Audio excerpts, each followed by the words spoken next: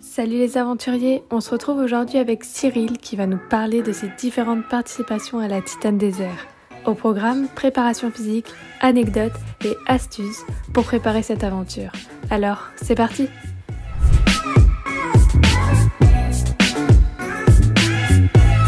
Oui, tout à fait. Alors, je m'appelle Cyril, donc j'ai 43 ans. Je vis actuellement sur Fréjus. J'ai commencé le VTT en fait en 2008 en faisant des petites compétitions de cross-country en format court jusque 2013. J'ai ensuite déménagé dans le sud et je fais pas mal de vélo de route aussi pour l'entraînement. J'ai fait un petit peu de cyclocross. J'ai arrêté le vélo pendant 2 ans et à ma reprise en 2018, j'ai acheté en fait un vélo tout suspendu et j'ai voulu me mettre dans le format marathon pour faire de gros événements et voir un peu de paysage. Voilà.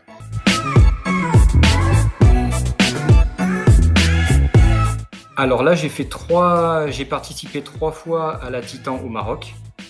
Là, je vais faire la 4e là, en avril prochain. J'ai fait l'Arabie Saoudite en décembre dernier et j'ai fait Almeria l'année dernière au mois d'octobre.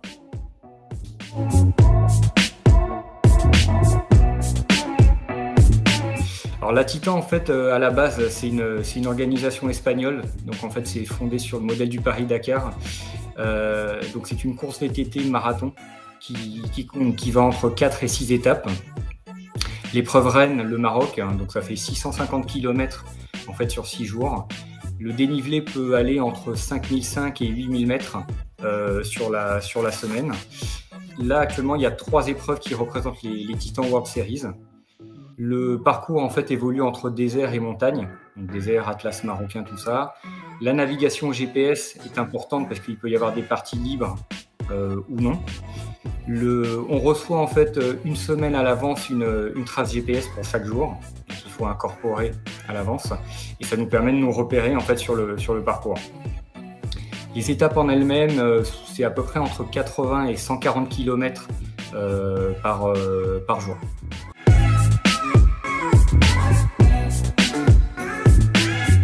Alors, je me suis préparé, oui, quand même. J'ai pris les devants pas mal de temps à l'avance. Dans un premier temps, il faut surtout avoir pas mal d'endurance. Donc, j'essaye de faire des sorties de vélo de route d'un minimum de 80 km, qui peuvent aller des fois jusqu'à 125, 130 km. En fait, il faut savoir garder un rythme constant. Au niveau du VTT, là, j'essaye de faire pas mal de dénivelé, donc pour habituer en fait mes jambes à un effort assez soutenu, pour pas avoir trop de crampes. Il peut y avoir de très très longues ascensions. C'est pas comme en cross-country classique, où là on fait un effort assez brutal. Là, il va falloir vraiment gérer son effort. Voilà. Donc, j'essaye surtout de faire de longues montées. Au niveau de au lieu de rouler le matin comme je faisais avant, j'essaye de faire l'après-midi pour sortir vraiment aux heures où il fait le plus chaud, pour habituer mon corps lorsqu'on va être dans le désert. Et sur le plan nutritif, je m'habitue en fait à boire beaucoup et manger très régulièrement, ce que je faisais pas avant sur les formats courts. Là, j'essaye de manger un petit truc toutes les 5 à 10 minutes pour vraiment avoir un apport régulier et pas tomber en hypo.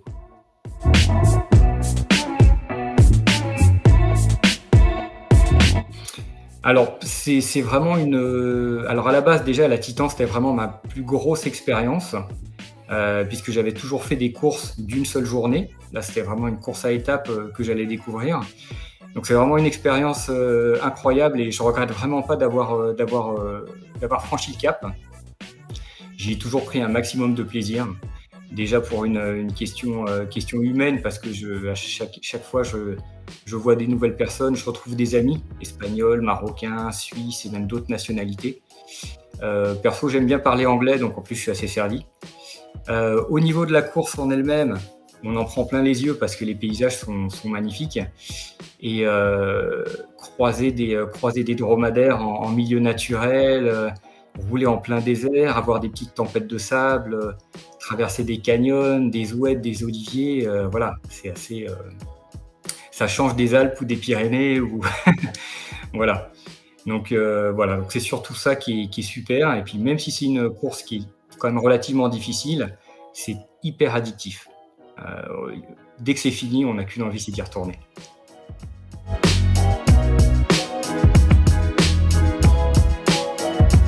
Alors ça peut paraître compliqué. J'avoue que la première fois, avant d'y aller, je me suis dit: «Mais, j'ai regardé des vidéos sur YouTube».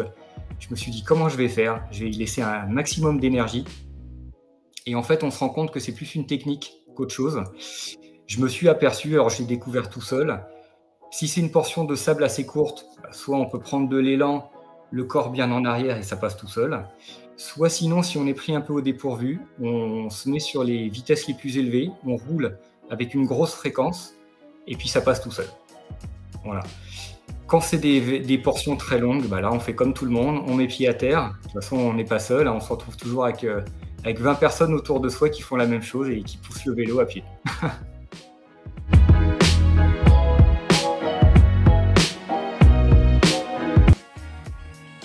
Oui, alors des anecdotes, bon du coup j'en ai pas mal, hein. On revient toujours avec plein de souvenirs dans la tête de ces aventures-là.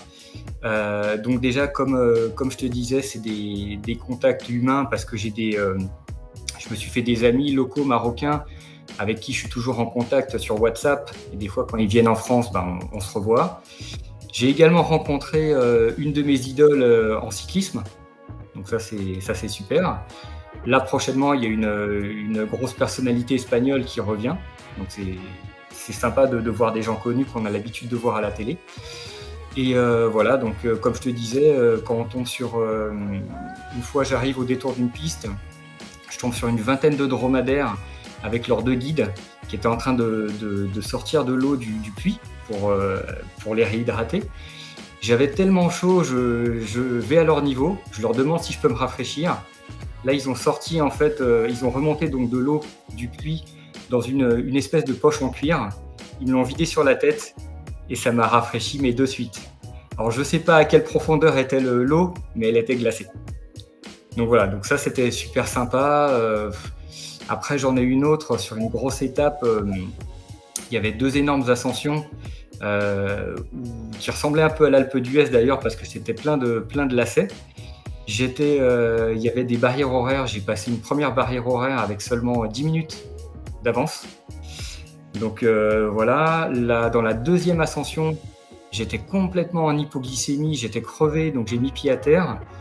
La voiture balai s'est arrêtée derrière moi et le staff espagnol n'a pas hésité à me donner un sandwich, des bonbons, tout ça pour me rebooster un petit peu. J'ai réussi comme ça à me remotiver et à finir l'étape du coup pareil avec 10 minutes d'avance.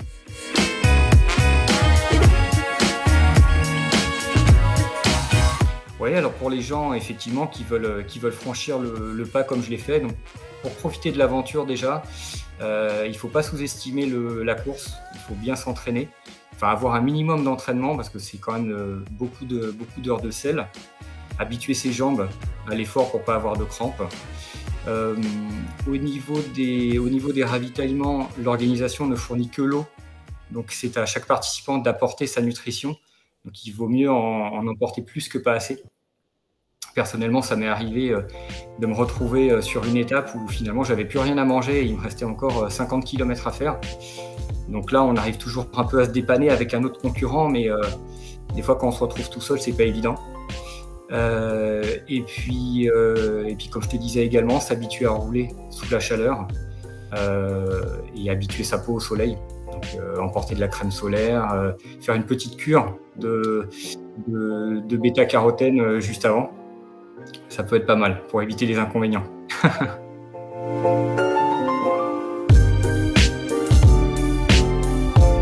Alors petite vidéo pour vous présenter mon VTT que j'ai utilisé lors des différentes Titan Desert. Donc vous le voyez tel quel dans sa configuration, donc typé Marathon Titan. Le modèle est un Epic de chez Spé, donc double suspension qui sera assez primordiale selon moi pour éviter d'avoir trop mal au dos avec tous les petits chocs répétitifs et parce qu'il va y avoir pas mal d'heures de selle à faire. Donc 120 mm de débattement à l'arrière. À l'avant, on retrouve une fourche de 100 mm, ce qui suffit amplement parce qu'il n'y a pas trop de technique et de cassant. Au niveau de la transmission, on va retrouver du 12 vitesses, pas primordial. L'année dernière, je l'ai fait avec un 11 vitesses, il n'y a aucun problème. ça se fait tout à fait. Ce qu'on pourra éventuellement changer, c'est le plateau. Ici pour moi équipé en 32. Selon la force et la puissance qu'on a dans les jambes, donc certaines personnes mettront du 32, du 34, du 36 vraiment pour les plus costauds. Au niveau pédale automatique, qui sont pas mal. Voilà, c'est essentiel pour transmettre vraiment toute l'énergie du corps. Au niveau équipement, on va retrouver le système de navigation. Donc le mien qui va être un Garmin, mais on peut utiliser d'autres systèmes sans problème. Une sacoche de cadre pour accéder plus facilement à son ravitaillement, plutôt que de tout prendre dans la poche du maillot et qui va être assez lourd. Au niveau réparation, encore une fois, pour éviter d'avoir ça dans la poche, dans le sac à dos et que ce soit trop lourd, j'ai scotché directement une chambre à air, voilà, pour répartir le poids. J'ai également accroché une mini pompe, ce qui évitera de transporter des cartouches de CO2 dans le sac, surtout par des températures assez chaudes. Bien penser à prendre son multi-outil. Moi j'en ai un ici, et bien penser à le prendre dans le sac à dos. En termes, vous le voyez ici avec une tige de selle télescopique qui n'est pas du tout primordiale, pas besoin de baisser la selle, il n'y aura pas de grosses descentes techniques ou de choses comme ça. Au niveau des pneus, au niveau des pneumatiques, j'utilise personnellement du tubeless avec du liquide préventif à l'intérieur, donc pour éviter d'avoir de petites perforations et de crever. Parce que dans le désert, on n'y pense pas forcément, mais il peut y avoir beaucoup d'épines. Donc le liquide préventif permettra en roulant de combler tout ça. Voilà. En équipement, le sac à dos, le sac d'hydratation. Donc là personnellement de 2 litres. C'est pour ça que j'utilise un bidon éventuellement. Donc cela dépend des gens. 2 litres, 3 litres. Voilà, tout ça, encore une fois, c'est personnel. Voilà, donc vous avez vu le VTT dans sa configuration type et course. Si ça peut donner des idées à certains et surtout vous donner l'envie de faire cette belle course, n'hésitez pas. Bonne préparation!